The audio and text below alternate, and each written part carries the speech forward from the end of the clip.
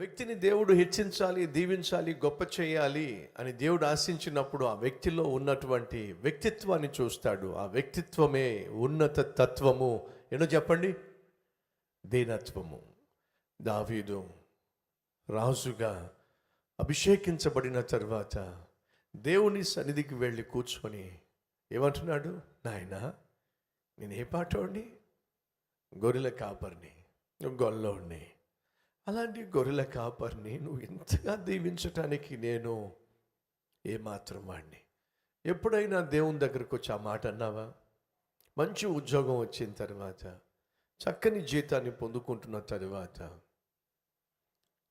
అటు ఆత్మీయంగా, ఆరోగ్యంగా, ఆర్థికంగా, అన్ని విధాలుగా దేవుని దీవెనలు పొందుకున్న తర్వాత ఏ రోజైనా దేవుని దగ్గరకు వచ్చి మాట నువ్వు అన్నావా?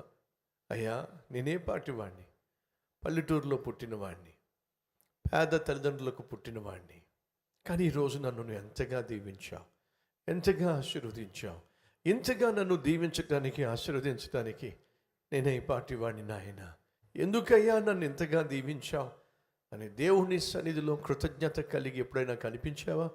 ఒకసారి ఆలోచించు.